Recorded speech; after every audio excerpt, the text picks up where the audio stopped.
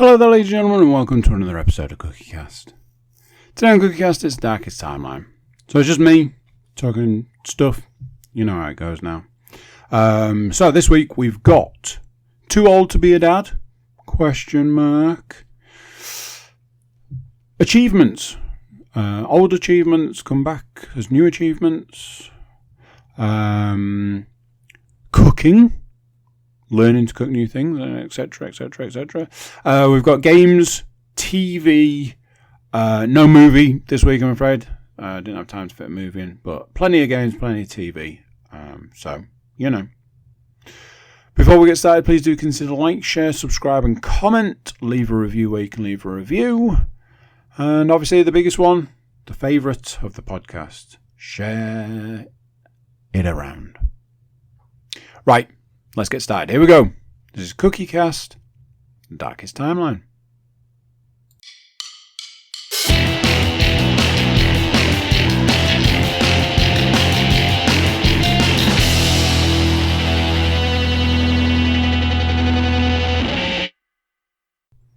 Hello. How are you doing? You well? Good. So yeah, I've got to come in on the positive side of things and presume that you said, yes, I'm fine, thanks, how are you? Otherwise, email me. So, we could go through a list of reasons why this is weird. It's daylight outside for a start. It's 3 o'clock in the afternoon. And other such things. But fear not, the world has not gone mad. It's just Bank Holiday Monday and everybody's out. And I said, hey, being proactive has never not worked out great for me. So I'm going to be proactive and just work on the principle that means everything else over the rest of the day is going to be great. The last time I was proactive, Zoom had a worldwide outage. Just let that one sink in for a minute. Anyway, it is Bank Holiday Monday. The finest of Mondays. You get to not go to work, still get paid, and paid twice as much in childcare when your child's not at nursery.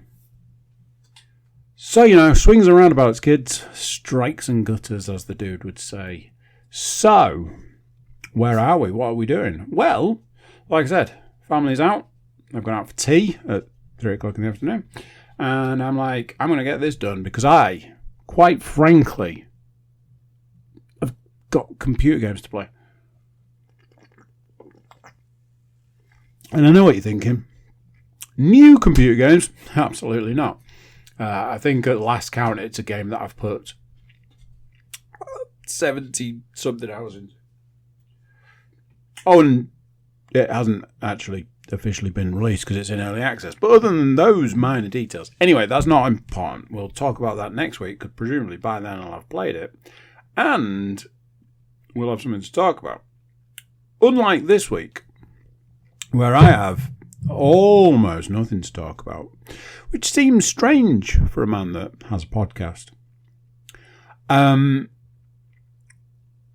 It's been weirdly quiet. I've struggled to add stuff to the list whilst at the same time being like, well, I've got stuff, but let's face it, unless you're here for the entertainment section of the podcast, slim pickings. Something that did strike me the other day. It's been one of those things we've gone sort of like kids' Easter holidays into Bank Holiday weekend because it's Easter. So it's a 4-day weekend. Sexual. Which I will follow by a day at work and then a quote-unquote day off because let's face it, it ain't a day off. But outside of the fact that it's like kids' holidays and you'd expect that to be a busy time, it really isn't. It hasn't been. There's been a lot of I went back to work, etc. And other things like that. I've added a couple of old school kind of things to the list, just like mini updates. Like, I have this fear that anybody that tunes in on a regular sort of weekly basis has started fearing me talking about the same subject for another X number of months. Because I understand content can get, boring and old and whatever the opposite of fresh is. And that in itself can cause problems. I've listened to podcasts where the same stuff's come up over and over and over.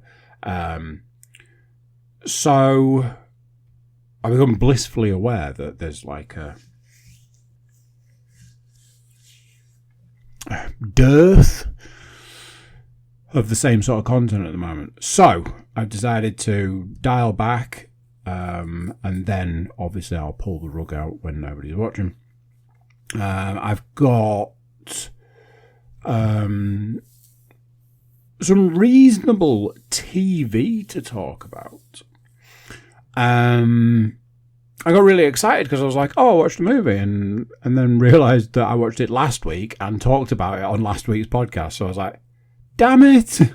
I totally thought I had a film story. I don't. There's plenty of game type things, and there is a game I want to do a little bit of a deeper dive on, because honestly, some of the best gameplay, game experience, anyway, that's all to come. The one thing from this week that is a bit of a... I started pondering. Wednesday, I had both the little children, the smaller guys. I don't know. I have to sort of like, I have to sort of categorize because it's kind of relevant. So I had two smaller children on Wednesday, and they were very adamant about what they wanted to do with their day. I was less so, for a series of reasons. Those reasons were the weather. It's raining at this point in time, which I don't even think was necessarily forecast. Certainly not at the letter, because it's raining right now, like raining, not spitting or anything. And I think when I went out for a run this morning, I was like, I probably should have taken my gloves with me. It was cold. I had to tuck my hands into my jacket. And as I was explaining to a couple of people recently, all of this being cold stuff is new to me. And I don't process it well, which I cast my mind back to dealing with people in my past who always complain about being cold. And I just... honestly, I was like, you people. And, I'm cold. Honestly, used to... And now, I'm that person. And that's what's known as karma, ladies and gentlemen. So, there was this thing. They wanted to go to the park. And they were like, if it's good weather, can we go to this park? And if it's bad weather, can we go to this park? And if it's okay weather, can we go to this park? These guys had contingencies on top of contingencies to ensure that they got to the park. And I was like, I'm good, thanks. But one of their contingencies was, if the weather's not good, can we go to the park that's undercover? And I was like, to be fair, that's not the worst idea, other than the fact that where it is going to be super busy, no matter how you slice it. If the weather's bad, it will be even worse. So there was a lot of stuff high up on my list of, I don't really want to do this. Now then, on the other side of the coin is, I had a day with my children, and I want them to enjoy their time. I want them to have a good day. I want them to, and especially in a situation where they've said, can we do this? For want of a better way of putting it, it takes the pressure off me. I'm like, well, you've already come up with what we're doing. I just have to get us there. So I was like, and an hour in, and then I started putting the pros in. The place they wanted to go, I could at least get a coffee. There was less chance of me spending money because the place they go, all the shops are just weird. It's like, hey, we've got the shop and it's cheap, but it's more expensive than you can get it literally anywhere else. 2 thumbs up. So I was like, ultimately, I'll end up buying a coffee and that'll be it. So that's a bonus. And they're not going to be like, can we have? Because there's nothing there they are interested in other than the park. I was like, this is kind of a win. I did have to break out the winter coat. Now, at this point in time, you're going to get this podcast in 3 weeks' time. But even in 3 weeks' time, you're going to understand breaking out the winter coat in the middle of April is a bit of a weird one. But, like I say, I'm now that person. So, everything was put in place, and off we went. We got there, I got my coffee, and I went and stood in the park, which was heaving. And while I was there, I made a multitude of observations. When there's a lot of people in a fairly confined space, you get a lot of sort of like a cross-section. And I was like, yeah, it's not really that much of a cross-section. There seems to be a lot more of certain types and a lot less of other types and a lot more. I have this theory that every park in the land employs a child that is X number of years above the rating of all of the park equipment to just terrorize all the children that are there. I think it's designed to stop children and families congregating round parks for whatever reason. It's where you buy drugs, I guess. So it was busy. And my children came to me and they were like, oh, can we play this game? And can we play that game? And can we play this game? What about this? And I was like, I don't want to. Now let me explain. X number of those games that they listed involves me running around, chasing after them, doing a numbering system to see who goes first on certain things. All of this stuff. And largely, I was holding a cup of coffee. So I'm not running anywhere. And I can't use one of my hands to do any of the counting games. So I was a bit like, I can't do that. Sorry. You're in a park. Go play. So, there we go. That's that. Problem solved. But it started me down a path. And I had a strange realization and a realization of sorts where I was like, maybe I'm too old to do this. Maybe I've aged out of the peak age to do this. Maybe there's part of me that would have been like, oh, let me put this coffee down and I'll do it and, throw caution to the wind.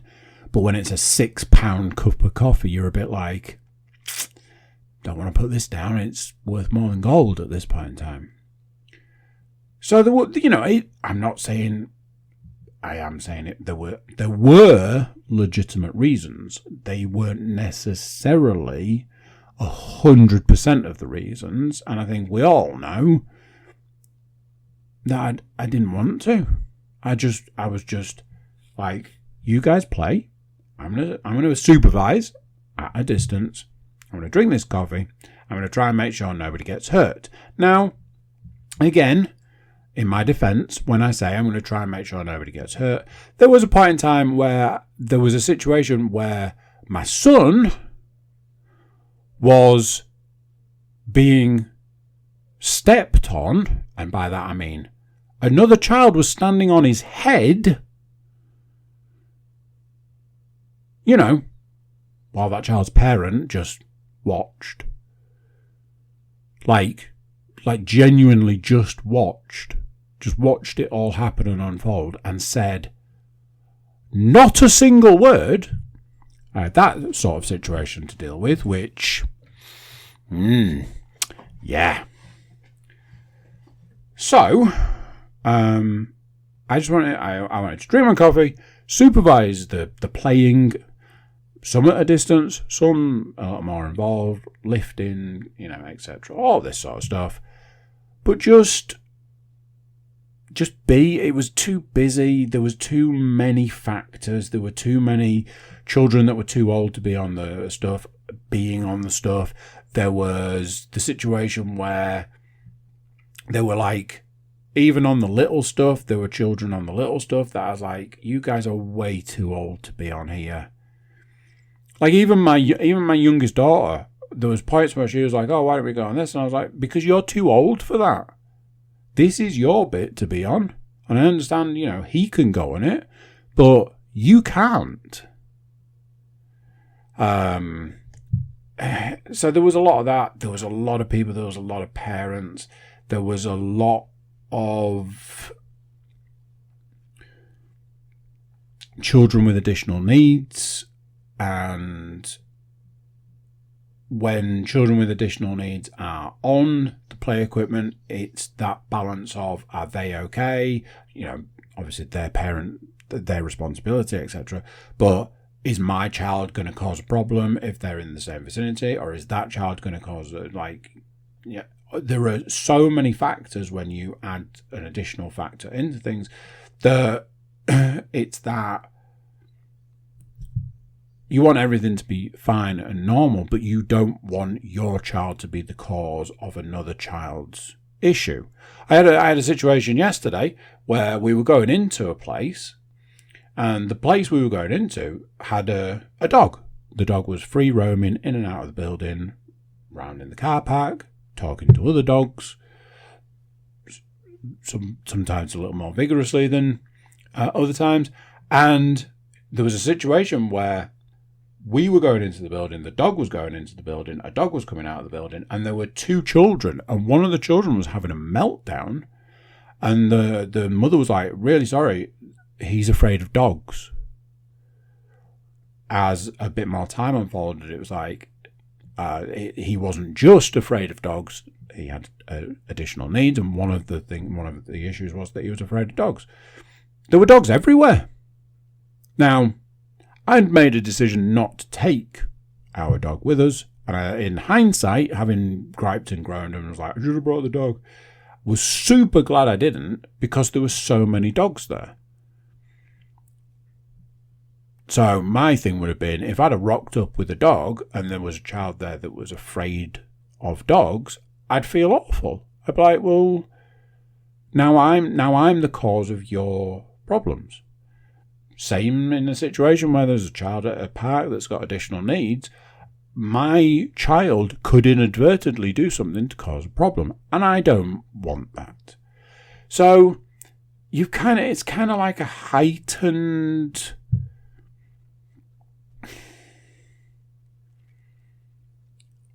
state of alertness, maybe.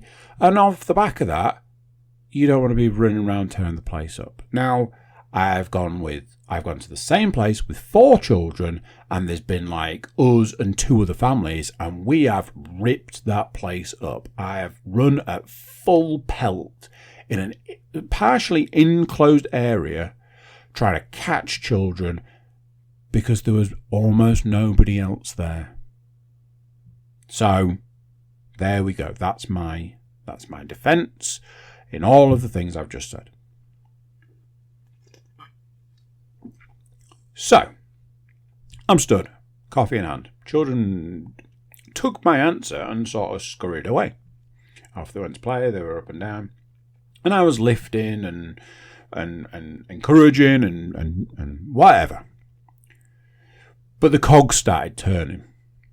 And in any situation where you make a decision to say, no, I'm not going to do that, or not right now, or I'm busy, or those times that you're looking at your phone for a second too long and then you go, I'm a terrible parent. The terrible parent cogs start turning. So I'm like, has this made me a bad parent? Has this made me, was this the wrong decision? Was it the wrong choice? Should I have said, oh, look, give me 2 minutes, I'll finish this coffee. And my argument, my defense is in this situation, there were other factors. It wasn't just me. I wasn't being lazy in any way. It was just everything I've already been through. Don't need to go through it again. So this started this thing.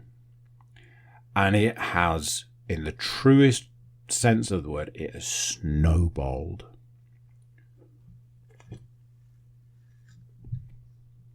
When my eldest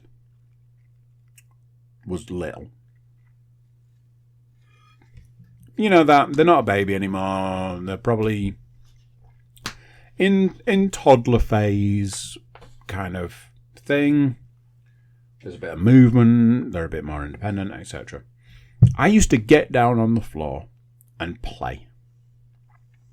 So many moons ago, a lot of years ago now, I used to get down on the floor and play. And it was an absolute nightmare. I always used to say, it's a long way down for me. And what I meant by that was it's actually a long way up. To get back up off the floor when you've got all the way down there, when you weigh a hell of a lot, it's difficult. It's hard on the body, it's hard on the joints, hard on the bones, hard in general. But I used to do it because it was what I wanted to do. And we'd play and just we'd play all sorts of stuff. And I did that. When my second daughter came along, I did that to a degree. I was a lot more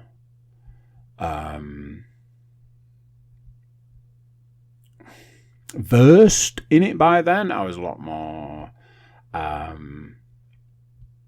knew that was part of stuff. You got to get down, you got to play. I was also in a much better position. I'd lost, 12 stone or something by that point. By a certain point in time, I was in the best shape of my life at that point of my life, because I'd been in better shape previously, but when I was a lot younger. So at that point in time, it was the best shape of that version of my life, etc. And everything was just, I was just more capable. Fast forward another, what would it be, 4 years or something, to when my youngest daughter's been born and has reached that same age, that playing age. A little bit less. I'd gone back to being a little bit less capable because I put X amount of weight back on. About, in hindsight, probably about 6 stone. And it was more, I would sit on the sofa because it was easy to sit on the sofa, reach down for stuff, pick her up, and the toys were there, and as long as they were in a vicinity, I could do it. But it got less and less and less.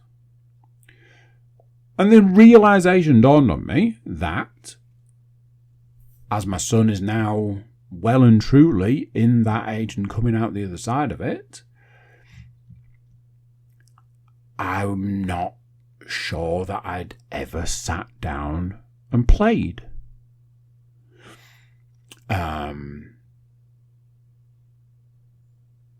My son is nothing like any of my daughters when it comes to playing. His version of playing is trash everything. I've probably said this before. It's just a thing. He empties drawers, he empties boxes, he empties tubs, he empties all this. And his most popular of things at the moment is he will do the emptying and then will happily tell you to tidy it up. And this realization of, I don't think I've ever sat down and played with him, has kind of haunted me. You know, bad parent, terrible parent, awful parent. Bad parent, bad human, bad terrible person. So all of that has just filtered into today. There's me today with the younger two. We're all sat like around the sofa. We're using the sofa as like a platform to lay out all the Paw Patrol toys, all the vehicles, because there's a whole thing about my son got a bulldozer, Paw Patrol bulldozer, as an Easter gift, and it's caused issues, shall we say. I got them to get out all the Paw Patrol vehicles, which at this point in time I think we've got a few, and I was like, yeah, let's do this and we can play like this, and there's me playing with them and they're playing with me, and I was like, see, I can still do it, I can still be a good, it's not too late to be a good parent. I think I lasted about 3 minutes before I started just feeling weird. I was like, I don't know whether it's me feeling weird or they're feeling weird or somebody feels weird about this situation. So I'm going to go. There's a number of things that have come up recently. Leanne sat down to have lunch at the table with the younger two the other day. And my daughter span round and was like, "You're sitting down? You're having lunch? This is the first time ever." And we were laughing whilst at the same time going, "That's really bad." And I turned to her and was like, "Gee, if they think that's the first time you've ever sat down to eat with them, Christmas isn't just Christmas in our house because it's presents. It's the one meal of the year I eat with the family. No joke. The one meal of the year where I sit down and eat with everyone else." It's just a thing. I don't know what to tell you. There was this thing like 20-something years ago where me and Leanne had this sort of like disagreement because she was like, "Oh, tea time's like 5:05," and I was like, "Not in my world, it isn't." She was like, "Yeah, but it is." And I was like, "But not for me. I don't want to eat a meal at that point in time." In those days, I was eating my lunch at 4 p.m. because I just wanted to get through the day and just like, I just want to be done. I don't want to be, I don't want to be working. I don't want to be doing that. I just want to be doing. So taking my lunch as late in the day as possible, I'd be like, right, it's 4:45. I'm going to go take my lunch. Because my lunch was half an hour, 45 minutes or whatever. And that ran me to the end of the day, but the end of the official working day, and that gave me the opportunity to then start my unofficial working day for the next 2 hours. So yeah, take your lunch at 4:45, get through the day until that point, and away you go. So yes, there's a lot of, I often project myself forward to a point in time where my children have to say, my mum, my dad, whatever, never did this, never said this. No, I said something in a training session. I was having a conversation at the start of a training session a few days ago. And some sort of like parenting thing came up. And one of the guys I was in this training session with was like, "Oh, yeah, that's what my dad used to do." And instantly I was like, shit, bro, that's what this person remembers. They don't remember anything else. They don't remember anything around it or about it, or they don't know the reasons for it. That's all they remember. Immediately I was like, fuck, what are my kids going to think? Oh, yeah, I didn't really see my dad. He was either, working out, climbing, running, walking the dog. Don't remember that many meals we ate together. Yeah, he never played. That's going to be my children's impression. I'm sure there are points in time where they would struggle to pick me out of a lineup. So, yeah, great parenting. I think there's a part of me that thinks that if I'm not there, I can't fuck it up. So, maybe it's that. So let's talk about some stuff. Like, I get into these grooves where I talk at length about things, and like I say, I think I get boring after a while. So I just stop talking about stuff. But a lot of the stuff I don't stop doing, I just stop talking about it. So something I realised the other day is it's been a little while since I've given any sort of climbing update. Still going 3 times a week. I got into a thing where I was going 4 times a week because Leanne was injured from having an operation. So she couldn't go. I could take her climbing slot and boom, there we go, baby. 4 times a week, crushing it. And I have progressed. And I think because being an old man, you don't progress as quickly as other people. I think I've realised that my progression is old man progression. But what I've realised in the last few days is it is still progression, because you start with the place we go, you start on orange. Orange is for children and beginners. And the truest form of children/beginner, because if you're climbing oranges past your first couple of times of going, something's not right. You should move on to yellow. Now, yellow is my bread and butter.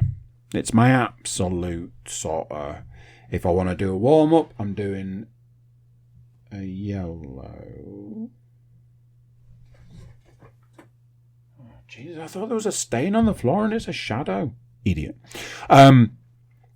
If I want to do a warm-up, I'm doing a yellow. The other day I tried to do as many yellows as I could, as fast as I possibly could, and had to have a little bit of a, not quite a sit-down, more of a perch. Blues. Blues are next, and blues were the ones where I was like, I'm never going to consistently be able to do a blue. Until recently, where they made a bit of a change to the grading structure, and now blues are well within my wheelhouse, largely because they made them a little bit easier. Okay. Recently, a black, which is next on this scale, a black has emerged, where people were saying the phrase, "That black is lovely. That black is great. That black is very doable."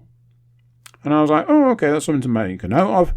My eldest daughter gave it a go, and I think she got it first time, which was a very impressive feat. She is very good. I often wish that she could acknowledge that and embrace it more. Because she's very good and she has the ability for it. She just has a lot of things that hold her back. And I'm like, screw that. Go with the stuff that makes it good and do that. She did it and she came out and she was like, yeah, it was really nice. That was really good. You should give it a go. I reckon you could get it. I'm like, no, it's a black.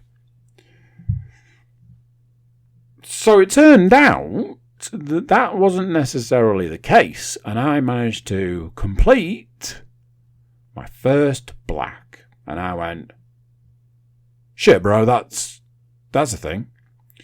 And the moment I finished it, somebody pointed out, you may have finished it, but you didn't start it properly. And I went, thanks. So, as of the other day, I went and started it properly, finished it completely.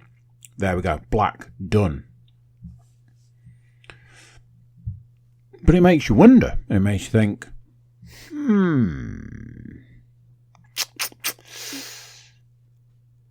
is it just that one? Is that the only one? Is that the only one that's in the place that can be done? Or are there others?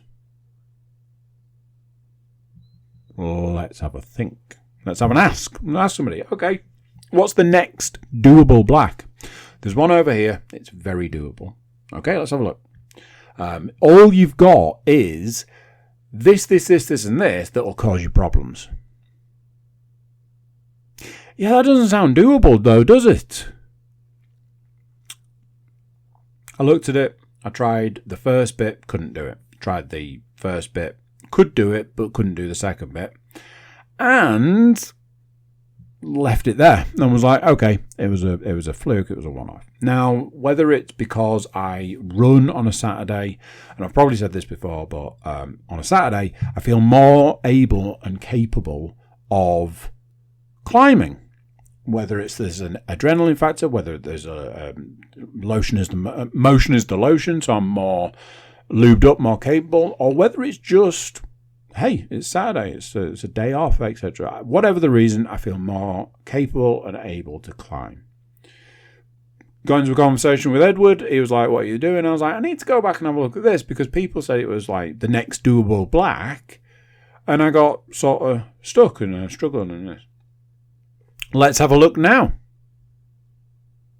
Sure, let's have a look. So we look, and I'm like, hey, and he was like, you've just got to get that first pop and then that second pop, and after that, it's kind of done. I go with very little sort of gusto, very little, I can do this, however you want to slice it. Managed to get the first pop, then managed to get the second, and went, this was as far as I got previously, so I don't necessarily know where to go from here. So with Edward's guidance, he was like, put your feet there, match your feet, do that. And I was like, I don't feel like I want to match my feet. I feel like I want to do this. He was like, if that's that, then do that. And I'm like going up. There's this thing with climbing. There's a point that you get to, for me especially, for me personally, there's a point you get to where you go, oh shit, I'm either going to finish this or I'm going to fall off and die. Now, the latter of those two things, probably not super likely. However, you may fall off and you could hurt yourself. So, somewhere in the middle. I get so far up, I'm like, I never planned to go this far. I don't feel safe, secure, or whatever. But I do feel like maybe I could finish this. And then my mind plays tricks on me and it goes, how are you going to get down? It's always the same. It's always the same. It's always, how are you going to get down? The moment that thought comes in, I go, I don't know. And I start looking around for a way down. And if I can't find one immediately, I panic, shit the bed and go, I'm done. And that's exactly what happened. And I came down and it's like, mate, you definitely had that. You could have done that. And I was like, my issue was I didn't expect to get that far. So I didn't plan past that point. And he was talking me through it and he was like, you just needed to put your feet there, you'd have been fine, you could have reached up and you'd have done it. And when I looked at it like that, I was like, you are absolutely right, I could have. Shit. Because you just feel worse for it. You're like, why? And then I watched another dad do it and he just absolutely crushed it, and I was like, yeah, I could have probably done that. So that is this week's objective. What's interesting was I started going around the place going, well, surely there aren't just two doable, quote unquote, doable blacks in this building. Maybe there are others. And it was just nice to be going around trying to find like things to challenge yourself, because sometimes you forget that there's supposed to be a bit of a challenge and you just settle into a groove. And that was kind of where I got to. I was a bit like a little less challenged, a little more just get on and do it. I had been viewing it as a bit of a sort of training session, train the body, train the mind, not necessarily push it too much, just do it. Just keep doing it and doing it and doing it. And then every time that you have to push it, you are more capable. and this is going to sound weird, but bear with me. I am finding that I'm having to get used to using this version of this body. My mentality is I'm fat. My body is less fat at this point. Note I did say less fat, because, but I'm finding it's more mobile, more able to do stuff, more... Did I say mobile? Should it be mobile? It's mobile, isn't it? Mobile? Mobile. I can do more with this body. I've been knocking out some pull-ups recently. In fact, that reminds me, I've got pull-ups to do before the end of the day. So, yeah. A little bit of a climbing update there. Just thought I realised while I stood at climbing the other day that I haven't talked about it a lot, and some people might be like, that didn't last long, did it? I mean, it's been a couple of years at this point, and I'm still going 3-4 times a week. So, So, I don't know that this has come up previously. I'd be surprised... I don't know. No, I'd be surprised if it hasn't. But maybe it hasn't. Who knows? I'm doing a lot of cooking. I think I've mentioned this a few times. I've been doing a lot of cooking. Unfortunately for everybody in my house, it's become a little bit of a toxic trait. Because I kind of take... This all sounds awful. I take out the fact that I don't eat, can't eat, won't eat, whatever, on everybody else by cooking somewhat elaborate meals and absolutely obsessing about them, and just like non-stop sort of like not forcing food onto them, but I'm just like I look at a 4-day weekend. We're in this 4-day weekend. So I look at the 4-day weekend and basically put together a menu for 4 days. That menu features all sorts of stuff that I've researched over either the week or the month or a point in time where I'm like, oh, what about the... I have spent what is now months at this point trying to perfect the homemade oven pizza. And I think at this point in time, I've probably changed the recipe every time I've done it. And every time I do it, every time I get it out of the oven, I'm like, I think this is the one. I think this is the best. I think this is the absolute peak. Give it a week, give it a few days, I'll be like, I've got a new idea. I've done a lot of research this week and I've got a new idea of how to make the pizza even better. I do think it's a little bit like force feeding people.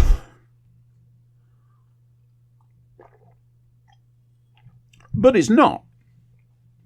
I assure you. No. It's basically, I'm like, right, okay, I'm going to make a pizza dough.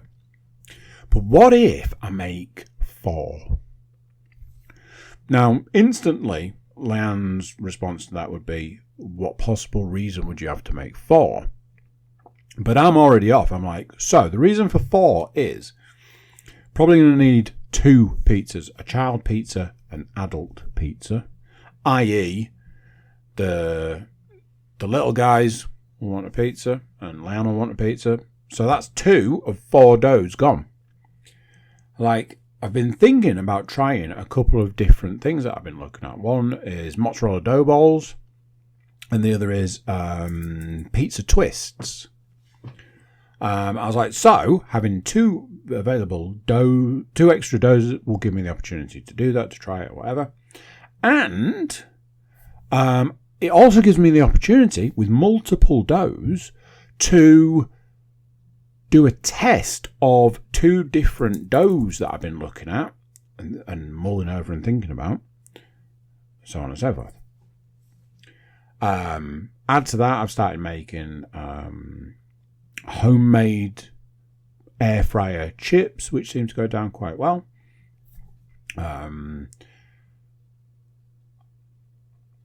What was the other thing? What did I make? I made a load of homemade crisps. All the healthy staple foods. I tried my hand at mozzarella dough balls, pizza dough ball, mozzarella pizza dough ball, whatever you want to call them. Tried my hand at those yesterday. I did a garlic version and I did like an egg wash and sea salt version. A lot of learns off the back of it, and they went down really well. We actually had guests over. A cross section of Leanne's family came round. At the time, I was making what was essentially tea, so I got a load more guinea pigs. Is maybe not the word to use, but you know what I mean. So I was slinging dough balls. That was on top of the fact that I've discovered a tiffin recipe that I quite like, and it's super quick and super easy to make, and I've got a box of broken biscuits that I literally can't get rid of. So you put 2 and 2 together, and guess what? I've been making tiffin like it's going out of fashion. So there's that. All the while, never knowing what a single one of these things tastes like.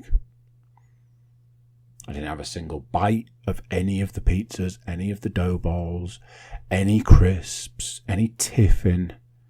Not a single bite.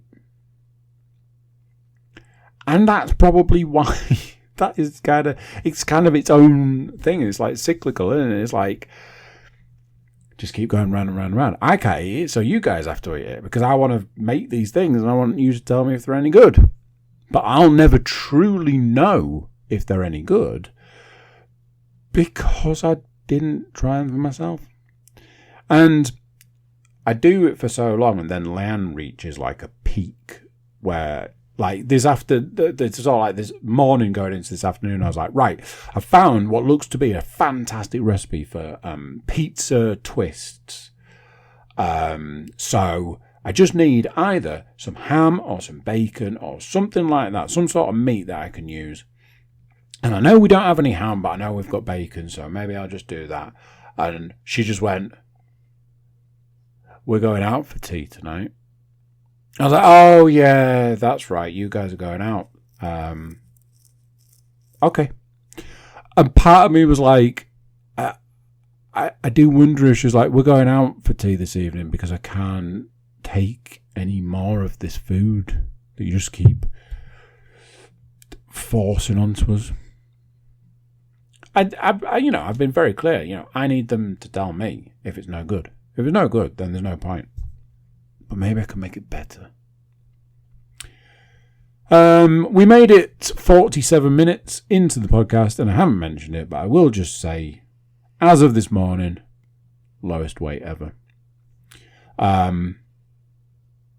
It's been hard. I think my mind is playing tricks on me. I physically can't consume any more liquid of any different varieties. I think I'm maybe possibly breaking some rules on calories through liquid at this point, because some of the liquids I'm drinking are probably high calorie. So I'm probably not doing myself any favours. You won't realise, but there was an actual break. A common thing these days, because of the amount of liquid I drink, is I can't actually make it through a podcast without running for a piddly pee. And while I was doing that, I made myself coffee, because I put the kettle on as I was going to the toilet, and I made the drink as I was coming back. So, yeah. The fridge is so full of... I'm going to say this. I could go to that fridge now and pull out 9 different drinks. Different types, different varieties, different things. 9 different ones. Without even batting an eyelid. Wouldn't take me more than 30 seconds. I am the lowest weight, and as it stands, I've got the rest of today, all of tomorrow, through to Wednesday, where I'll step on the scales to, I'm imagining, utter disappointment. The problem I've got at the moment is my brain is, I think, starting to get in league with my body, and is basically like, oh, maybe you could have this. Convinced myself today that I could probably have a peanut butter protein smoothie, which would be like peanut butter and banana and just like a splash of milk and maybe a bit of something else. And then realised that half of those ingredients are essentially food. And I was like, ooh, you little, ooh. So, yeah, like I was saying to Leanne earlier, I was like, the problem I've got is that I know I'm right at the end. There's method in the madness. I've got to get this last. It's just a handful of pounds gone. Once those pounds are gone, then I can go into phase 3, which is the healthy eating phase. I've been systematically removing all the, for want of a better way of putting it, crap from the house. I put a ban on buying any new crap, and I've been trying to get rid of any existing crap, in the hope that, you know what they say, if you haven't got it, you can't eat it.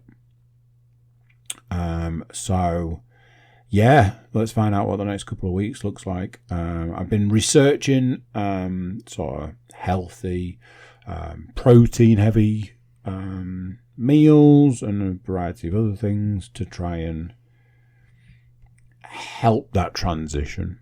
But yeah, not long left at this point. I am, as of this morning, 6 pounds off my desired weight, my height weight, according to, Google. So 6 pounds, couple of weeks, and then we'll see. Then maybe you won't have to listen to me banging on about weight loss for anymore. I did leave it till the end of that bit. Right, let's talk entertainment. So, I finished series 2 of Tulsa King. I watched episode 8 and episode 9. It was fine. It reeked of second series for me. Spoilers, they killed off not a main character, but a main-ish character. It will definitely have repercussions, etc. They moved off to the side, one of the bad guys, and kind of went, we don't need you anymore. They got rid of another bad guy, and now we're left with a bad guy that we might never see again, or they might be in the next series. Who knows? As it stands, I have seen mention of somebody who is going to be in the 3rd series, and that in turn announces that there is going to be a 3rd series. I think we already knew that. Honestly, I imagine this is going to run. I think it's through,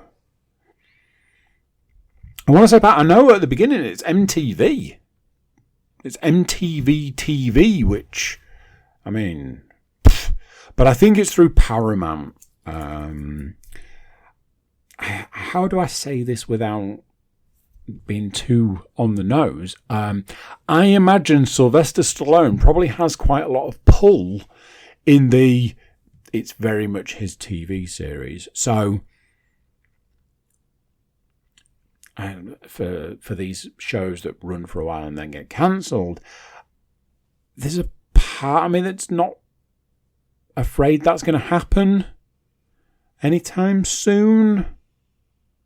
So that was that. So I needed something to watch. I like something on the treadmill. I've got a couple of movies lined up to watch, but I was a bit like, a new TV show wouldn't go amiss. I've ummed and ahed with a few things, and kind of done that. Oh, I could get the first series of that. And then you look at the fact that there's like 7 series and they want £20 a series, which per series is not expensive. For 7 series, so you're a bit like, if only there was something I could watch for free. Enter a conversation with a friend of mine about Star Wars. Now, personally, Star Wars is not my favourite these days, and by these days I mean these years. I am of an age where the 3 original films are still God in the sense of the Star Wars universe. Most of the other stuff that comes out of the Star Wars universe is trash. Obviously, I had a big falling out with the most recent games.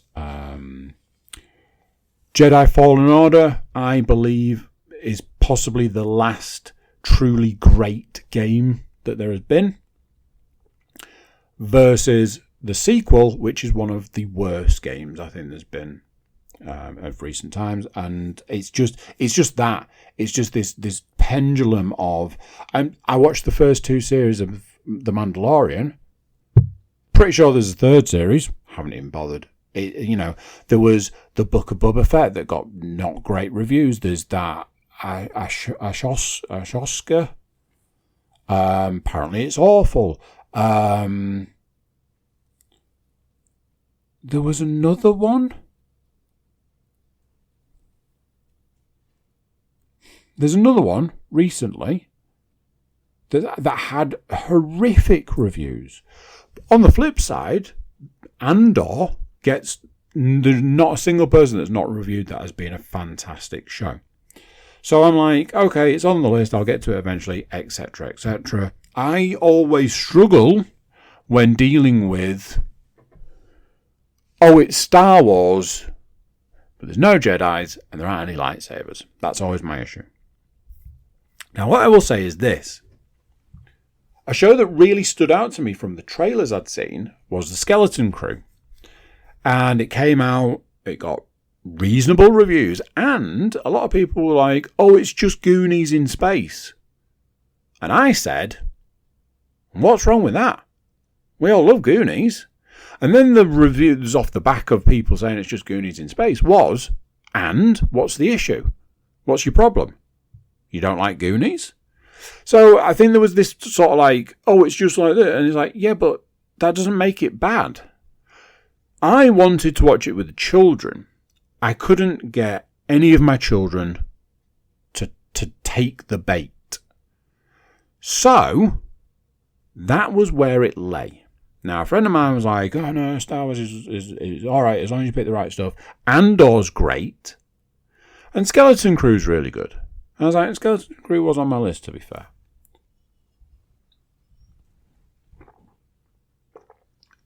As it stands at this point in time, I have watched episodes 1, 2, 3, and 4 of The Skeleton Crew.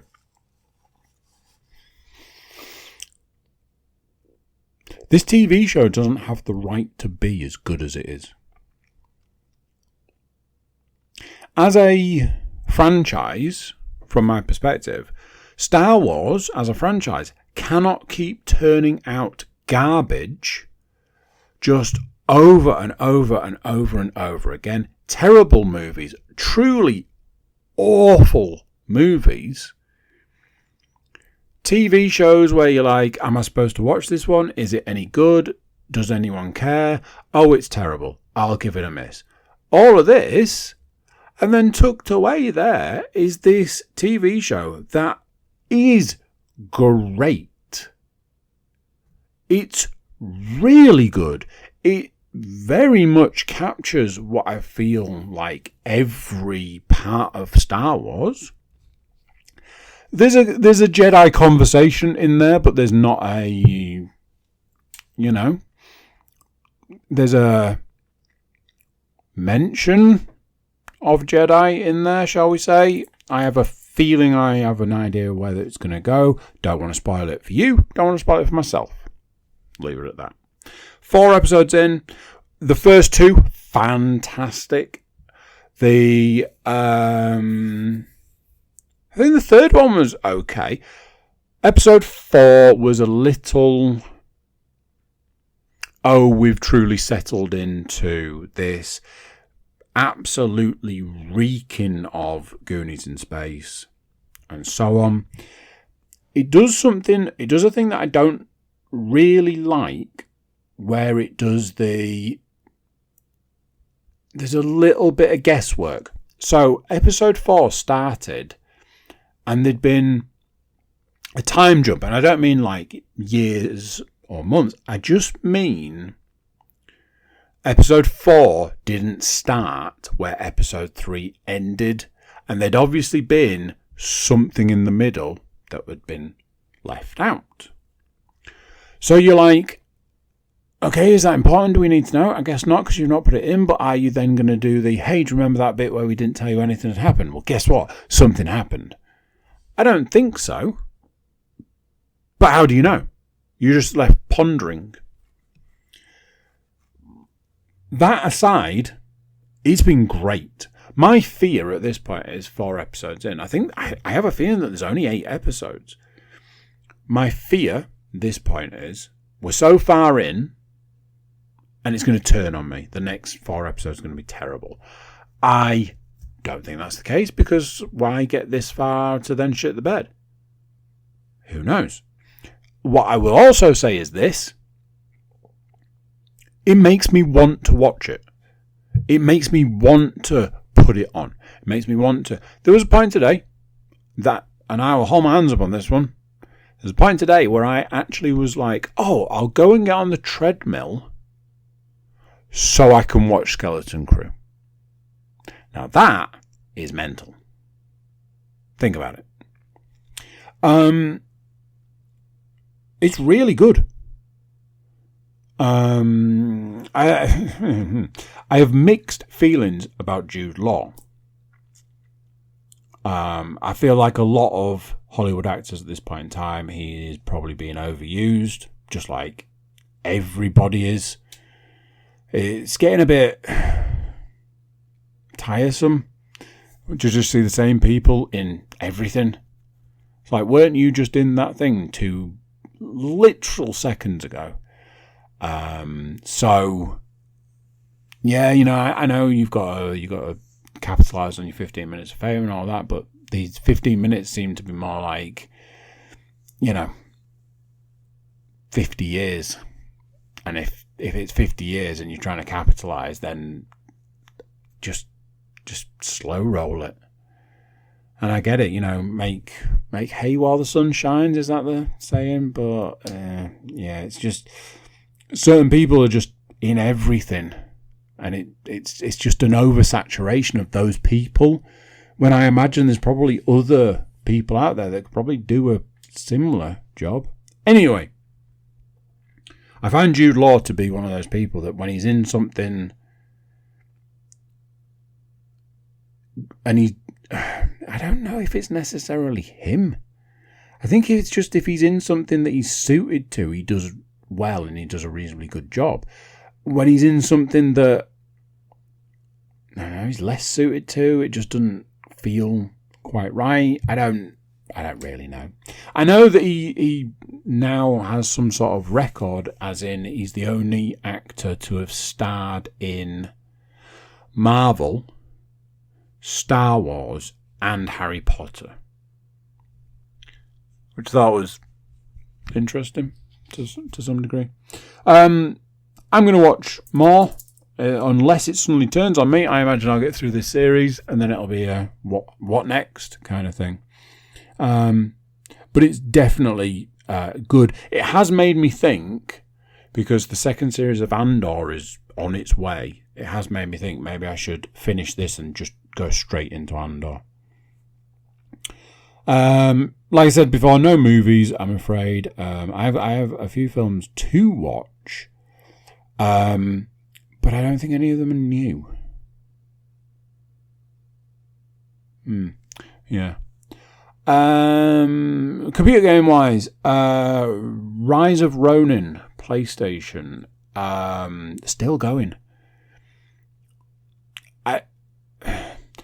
I don't say that as a bad thing. I say it just purely through surprise. I'm like, how have you made this game go this long?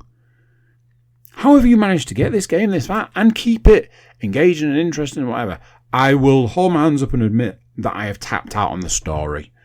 At this point in time, I can't tell you who any of the people are. I can't tell you what any of the politics are. I can't tell you anything that's going on. And I have started skipping dialogue.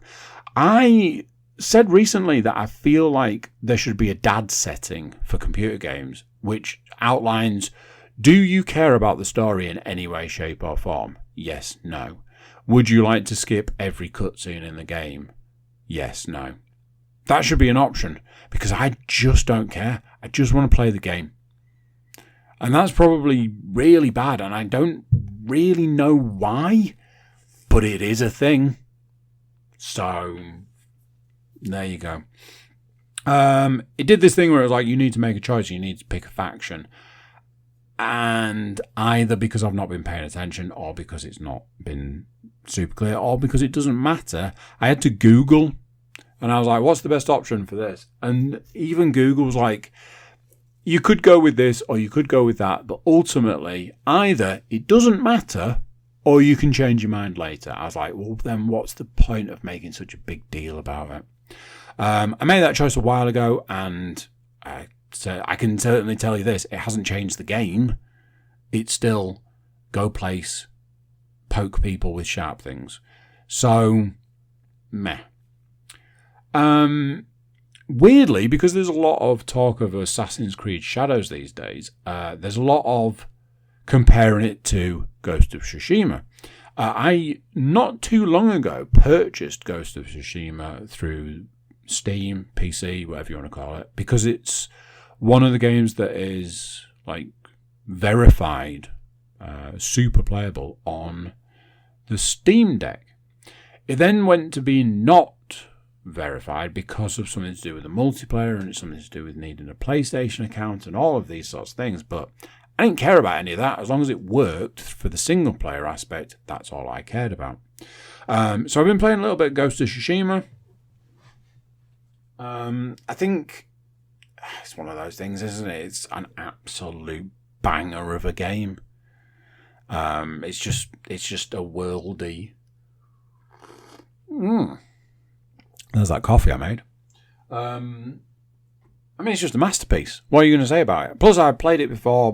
I've played it multiple times and reviewed it multiple times. But I was just sort of pointing out that that's something I have put a bit of time into recently. Very much like Devil May Cry 2, which I'm also playing on the Steam Deck. Nope, not loving it. Do wonder, if this was truly Devil May Cry 2, how the hell there are 5 Devil May Cry games at this point in time? Devil May Cry 2 is not good. And there are points in time where I've been playing it going, I remember this from when I originally played it. And I remember at the time thinking the level design was terrible. It does this thing where it's just got these massive open expanse sort of areas that are also super linear. Nothing in them and no idea if you're going the right way. Honestly, it has been a chore. It feels very much like an early Souls-like game, because basically you just go from boss to boss to boss and haven't got a clue where you're going in between. Also, every boss seems to have like a different way to beat them. You can't use the same method for all the bosses. No, you got to use a different method. It doesn't tell you what. I had to Google something the other day because I just had no idea what I was doing, and it was literally like just break through the wall. I was like, oh, piss off. So I broke through the wall and was like, that was annoying.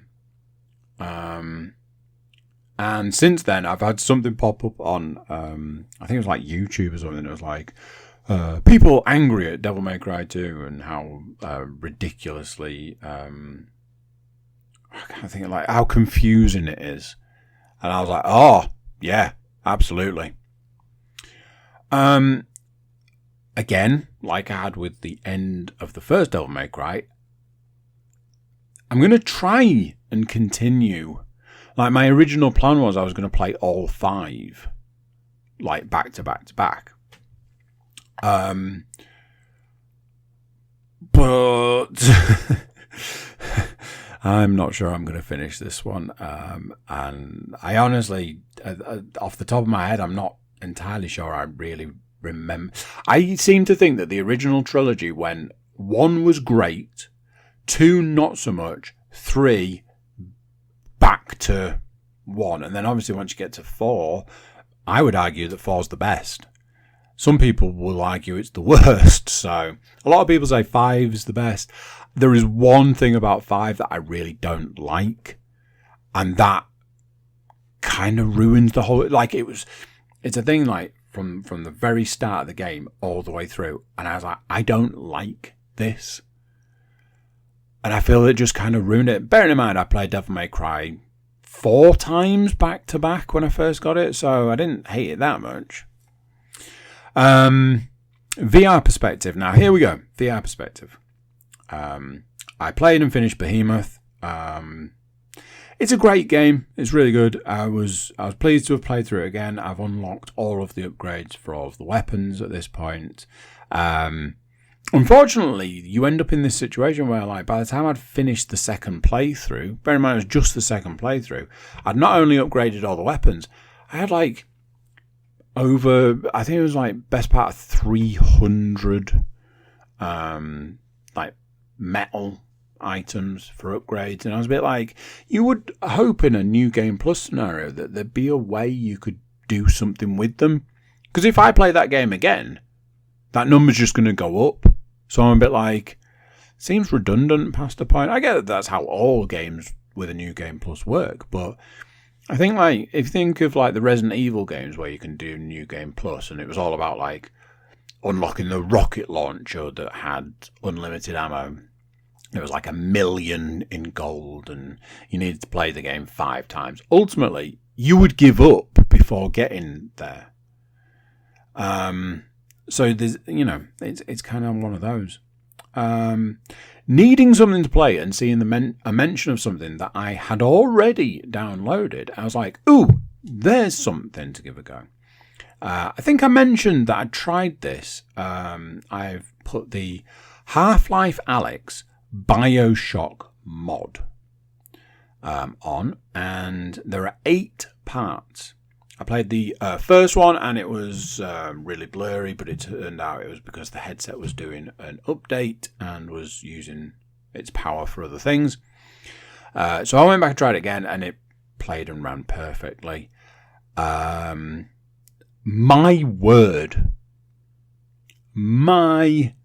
word. Just chef's kiss. Absolute chef's kiss. This thing is a masterpiece. Just like how I absolutely raved about Gunman Contracts being a mod for Half-Life, this thing is an absolute work of art. One of the chapters in it is like a horror game, like a horror genre, or whatever you'd call it, and it is one of the scariest experiences I've ever had.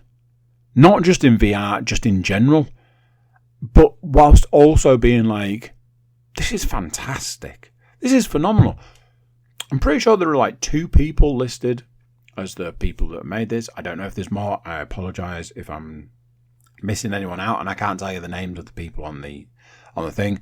But honestly, where do these people come up with these things? How do they do it? I'd love to get like a genuine modder on a podcast and just pick their brains. This thing is phenomenal. It was free. Like, you can say, I'll support you through Patreon or whatever, but ultimately this was free. And it's fantastic. It is one of the best gaming experiences I've had in a really long time. So much so that before pressing record on this, I was looking through the workshop section of Half-Life Alyx, whilst also Googling what are the best Half-Life Alyx mods, and I found a couple of other like full game kind of mods that sound great. Apparently the people are absolutely raving about them, so I was like, yep, definitely going to need to give those a try. Just perfection. Not necessarily, perfect. Just, oh, so good. Just genuine enjoyment of something, which is rare. And like I say, it was free. So, I mean, you know what they say about the best things in life. Right, there we go. Bit of a long one, having had nothing to talk about. So, who could have seen that one coming? Huh. Right, that's it. I'll catch you next time. So there we go. What do you think to that? Another one done. Another one gone. Thank you for watching. Thank you for listening. Thank you for being here. Before you leave us, please do consider like, share, subscribe and comment. Leave a review where you can leave a review. And check out the website, thecookiecast.com. There we've got social media links and an email button. And that way you can get in touch with us. Right, that's it for this one. Until next time, I'm going to say bye. And I'll see you then. You've just listened to another episode of Cookie Cast. Thanks for listening.